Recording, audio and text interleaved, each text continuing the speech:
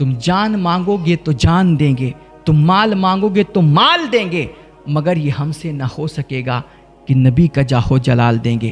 کہتے ہیں کہ ایک بادشاہ تھا اور اس کے زمانے میں ایک بڑھیا رہتی تھی۔ بادشاہ کافی دنوں سے راج کرتا آ رہا تھا اور بڑھیا کے بھی آگے پیچھے کوئی تھا نہیں۔ وہ اکیلی اکلوتی ایک کمزور سی بڑھیا تھی جو بادشاہ کے محل کے سامنے تھوڑی دور پر اپنی ایک چھوٹی سی جھوپڑی بنا کر کے رہتی تھی۔ کسی کو کوئی تکلیف نہیں تھی، بادشاہ کو بھی کوئی آپتی نہیں تھی۔ لیکن کچھ دن کے بعد کیا ہوا کہ بادشاہ نے اپنی قوم میں سے، اپنی رعایا میں سے کچھ ایسے لوگوں کو عہدے اور منصب پر بٹھانا شروع کر دیا کہ جو فطرتاً بڑے غلیظ لوگ تھے، وہ گھٹیا لوگ تھے۔ اور کہتے ہیں نا کہ ذلیلوں کو عزت راس نہیں آتی ہے۔ لوگ کہتے ہیں کہ جب کسی کو کوئی منصب ملتا ہے، کوئی عہدہ ملتا ہے تو اس کو عزت مل جاتی ہے، لیکن میں سمجھتا ہوں کہ اس کو عزت نہیں ملتی بلکہ اس کی حقیقت کھل کر کے دنیا کے سامنے تب آتی ہے۔ کیونکہ جب تک بندہ لاچار ہے، مجبور ہے، اس کے پاس کوئی پاور نہیں ہے، تو ظاہر سی بات ہے وہ نرم ہو کر کے رہے گا، وہ صلح شانتی کی بات کرے گا، امن بھائی چارے کی بات کرے گا۔ لیکن انسان کی حقیقت تب کھلتی ہے جب اس کے ہاتھ میں پاور آتا ہے، جب وہ سطح میں آتا ہے، جب وہ کرسی پر بیٹھتا ہے، جب وہ کسی لائق بنتا ہے۔ تو جو حقیقت میں عزت دار ہوتے ہیں وہ منصب اور کرسی پا کر کے کمزوروں کو ستاتے نہیں ہیں، غریبوں کو تکلیف نہیں دیتے ہیں، اقلیتوں پر ظلم نہیں کرتے ہیں، اتیاچار نہیں کرتے ہیں۔ لیکن جو گھٹیا ہوتا ہے نا، جب اس کے ہاتھ میں پاور آتا ہے تب وہ بدلہ لیتا ہے، تب وہ انتقام لیتا ہے، تب وہ کھنس نکالتا ہے۔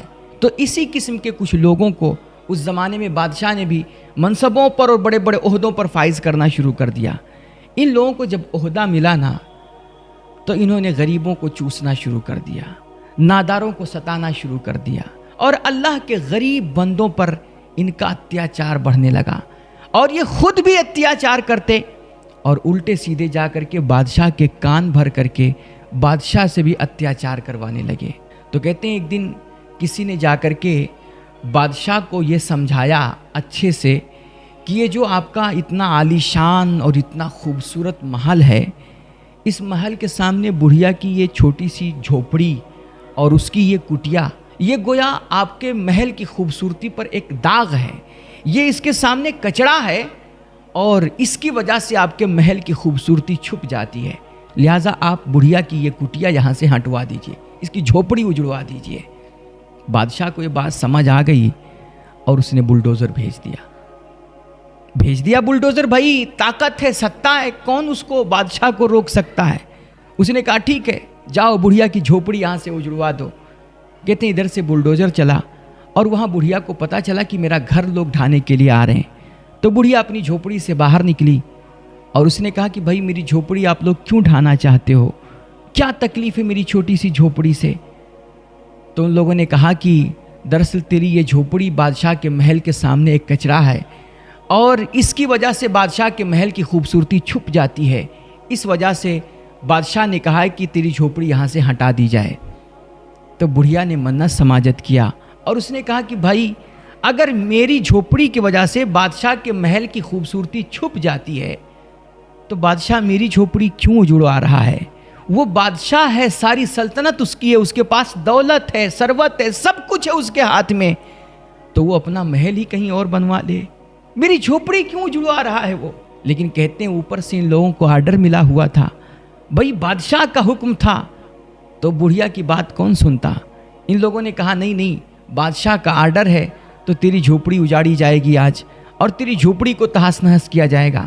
تو بڑھیا نے جب دیکھا کہ یہ لوگ ہماری بات نہیں سننے والے اور کسی صورت میں یہ رکنے والے نہیں ہیں، تو بڑھیا آ کر کے سامنے کھڑی ہو گئی اور اس نے کہا کہ اگر تم لوگ میری جھوپڑی ڈھانا چاہتے ہو تو سب سے پہلے مجھے مارو، میری جان لے لو، پھر میری جھوپڑی کو ڈھانا، کیونکہ میں اپنے جیتے جی کبھی اپنی جھوپڑی کو اجڑتے ہوئے میں نہیں دیکھ سکتی۔ کیونکہ میرے بھائی یہ ہمارے آپ کے لیے، یہ سرکاروں کے لیے کسی کا بنگلہ گرا دینا، کسی کی حویلی ڈھا دینا اور کسی کا گھر اجاڑ دینا، یہ ان کے لیے آسان ہے، لیکن جس بندے نے اپنا خون پسینہ بہا کر کے ایک ایک پائی جوڑ کر کے کوئی گھر بنایا ہوتا ہے، اگرچہ وہ چھوٹی سی جھوپڑی ہی کیوں نہ ہو. جس نے بھی اپنا پیٹ کاٹ کر کے ایک ایک پائی جوڑ کر کے اپنا گھر تیار کیا ہوتا ہے نا، جب کوئی بلڈوزر آ کر کے اس کا گھر ڈھاتا ہے نا تو اس کی پوری کائنات اجڑ جاتی ہے، اس کی پوری دنیا ختم ہو جاتی ہے. بڑھیا نے کہا اگر میرے جھوپڑی کو ڈھانا ہے تو سب سے پہلے میری جان لو، پہلے مجھے مارو تب میری جھوپڑی کو ڈھانا. بڑھیا اڑ گئی اور اس نے کہا کہ میں جیتے جی اپنی جھوپڑی کبھی ڈھانے نہیں دوں گی. اب یہ لوگ پریشان ہوئے کہ ہم کیا کریں، تو ان میں سے کسی نے کہا کہ چلو ٹھیک ہے ابھی ہم تھوڑی دیر کے لیے رک جاتے ہیں، آخر یہ بڑھیا اپنے گھر میں کب تک بیٹھی رہے گی. جب یہ بڑھیا اپنے گھر سے نکلے گی کہیں جائے گی، ہم اس کی جھوپڑی خالی دیکھ کر کے اس کی جھوپڑی ڈھا دیں گے. اللہ اکبر. کہتے ہیں پھر کیا ہوا کہ کسی دن بڑھیا کسی کام کی وجہ سے اپنی جھوپڑی سے گھر سے باہر کہیں گئی ہوئی تھی، یا کہتے ہیں کہ غالباً لکڑی چننے کے لیے وہ جنگل گئی ہوئی تھی. اب ان لوگوں نے موقع غنیمت سمجھا اور کہا کہ چلو بڑھیا ہے نہیں، جلدی سے ہم اس کی جھوپڑی ڈھا دیتے ہیں. فوراً بلڈوزر آیا اور منٹوں میں بادشاہ کے وزیروں مشیروں نے آ کر کے بڑھیا کی جھوپڑی کو اجاڑ دیا، تہس نہس کر دیا، اس کا سارا کام صاف کر دیا. اب کہتے ہیں بڑھیا جب جنگل سے لکڑی چن کر کے واپس آئی نا اور اس نے دیکھا کہ اس کا گھر اجڑ چکا ہے، اس کی جھوپڑی تباہ ہو چکی ہے، تو اب وہ بیچاری کیا کر سکتی تھی؟ بادشاہ سے لڑ نہیں سکتی، اس کے اندر اتنی طاقت نہیں تھی، اتنی پاور نہیں تھی، اور اس کے آگے پیچھے بھی کوئی نہیں تھا کہ کوئی اس کے حق میں احتجاج کرتا، کوئی اس کے حق میں آواز اٹھاتا. وہ لاچار سی بڑھیا، مجبور سی بڑھیا، اس نے جب دیکھا کہ اس کی جھوپڑی اجڑ چکی ہے تو اس نے ایک سرد آہ لی، آنکھوں میں آنسو بھرے اور آسمان کی طرف منہ کر کے اس نے ایک ایسا جملہ کہا نا کہ جس نے اللہ کے عرش کو ہلا کر کے رکھ دیا. میرے بھائی وہ کہتے نہیں کہ جس کا دنیا میں کوئی نہیں ہوتا ہے اس کا اللہ ہوا کرتا ہے. بڑھیا نے اپنی آنکھوں میں آنسو لیے اور شکایت بھرے لہجے میں اس نے اللہ کی بارگاہ میں ایک جملہ عرض کیا. اس نے کہا میرے مالک اگر میں یہاں نہیں تھی تو تو کہاں چلا گیا تھا؟ میں مجبور تھی، میں لاچار تھی اور میں اپنی جھوپڑی نہیں بچا سکی، تو کیا تو بھی میری جھوپڑی نہیں بچا سکتا تھا؟ اللہ اکبر. کہتے ہیں بڑھیا کی زبان سے ابھی یہ جملہ نکلا ہی تھا، اتنے میں ایک زور کا زلزلہ آیا، زمین پھٹی اور وہ بادشاہ اپنے تمام وزیروں مشیروں اور محل کے ساتھ زمین میں دھنس کر کے ہلاک ہو گیا. میرے بھائی اللہ اپنی دھرتی پر زیادہ دیر تک ظلم برداشت نہیں کرتا. حکومتیں کفر سے تو چل سکتی ہیں، حضرت مولا کائنات غالباً فرمایا کرتے تھے کہ حکومتیں کفر سے تو چل سکتی ہیں لیکن ظلم سے حکومتیں کبھی نہیں چلتی ہیں. اللہ کیا کہتے ہیں نا کہ وہ دیر تو ہے، وہ کسی حکمت کے تحت، کسی مصلحت کے تحت تھوڑی سی ظالموں کو ڈھیل دے دیا کرتا ہے، مہلت دے دیا کرتا ہے، لیکن ظالموں کو کبھی چھوڑا نہیں کرتا ہے. لا تحسبن اللہ غافلا عما یعمل الظالمون. یہ جو آج اللہ کی دھرتی پر یہ بربریت کا ننگا ناچ ناچا جا رہا ہے، ظلم ہو رہا ہے، زیادتی ہو رہی ہے، اتیاچار ہو رہا ہے، اقلیتوں کو جو ستایا جا رہا ہے، کوئی یہ نہ سمجھے کہ اللہ کو اس کے بارے میں خبر نہیں ہے، یہ اس کی دھرتی پہ کیا ہو رہا ہے اللہ کو پتہ نہیں ہے. نہیں میرے بھائی، انما یؤخرہم لیوم تشخص فیہ الابصار.